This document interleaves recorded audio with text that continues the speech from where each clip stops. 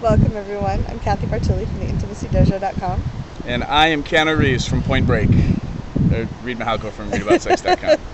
We are here bringing you information from the beach. I'm just going to do Point Break quotes. You're going down, Bodhi. People trusted you and they died. Okay, but that has nothing to do with our topic. No, but what are we talking about? We're talking about female ejaculation. Oh my god, totally like Point Break. You missed a 2,000-year storm, Bodhi. 200-year storm, sorry for my Point Break fans. Yeah, you're going to get... Man, you can leave bad comments about that. Yes. So when I first heard about female ejaculation, one, my GYN told me it didn't exist.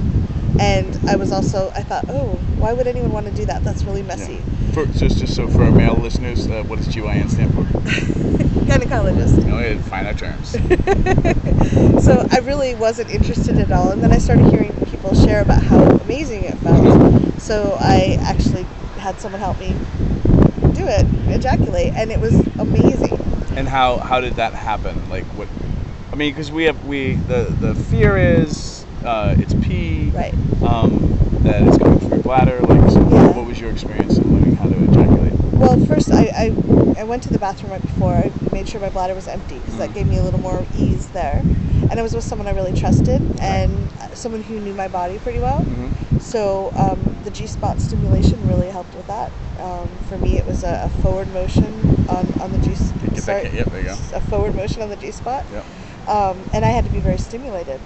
But it was amazing. It felt so good. And was it the kind of stimulation, because we talked about the G-spot in another video, like you needed to be aroused. Like yes. you needed your G-spot to be aroused. It wasn't just like, starting cold and stimulating your G-spot or anything like that. No, it was like an hour of foreplay and really getting relaxed and comfortable. And also knowing the person I was with was very open to it happening. Because if I'd been with someone who freaked out, that would have really been uncomfortable. Yeah.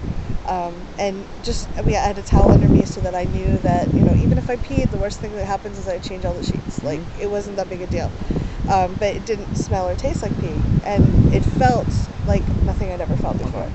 And now do you squirt every time, all the time now, or? No. Okay. No, it's a specific kind of stimulation, and I have to be very comfortable with someone. So the first time I slept with, I've never been able to, until I know the person really well. Okay. Now, so if I'm playing with somebody and they're not squirting, should I take that to mean that they're not comfortable with me? No, not at all. I also don't squirt all the time with someone I am comfortable with. Okay.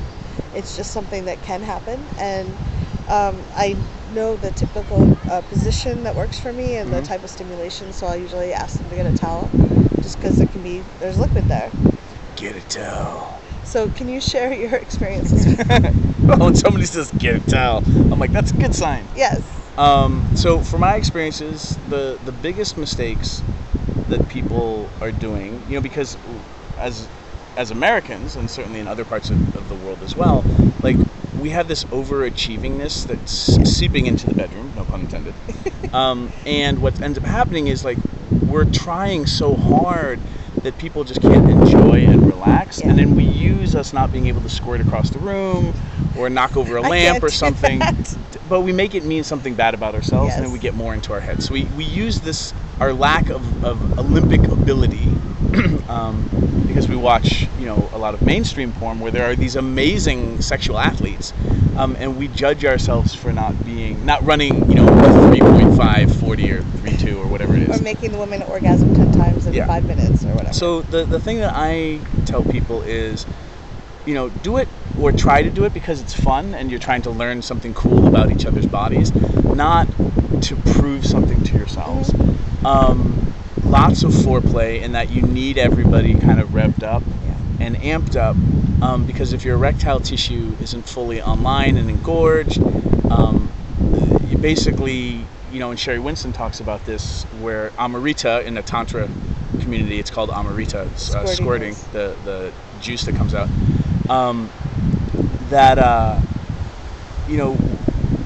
we're trying too hard to make something happen before the body's ready.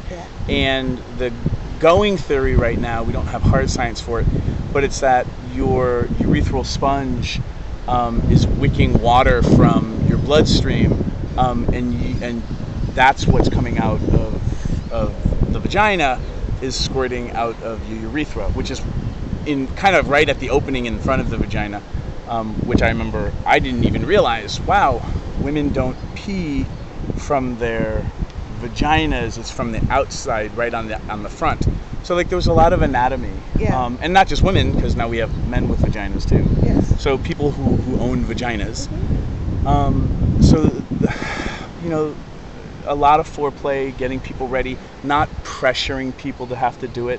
And then the big things are, it's G-spot stimulation, and for some people it's kind of the come hither motion.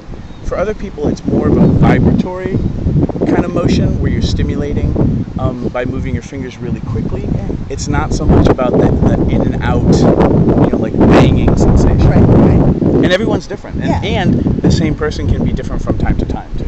And the really cool thing is you get to explore and find out what feels good. And the worst thing that happens is you have a good time. Yeah. I mean, if we were doing it on the beach and there was a lot of sand involved, there could be more worse things. But that's another video. Please leave your comments. Yes. And greetings from the beach. Yay.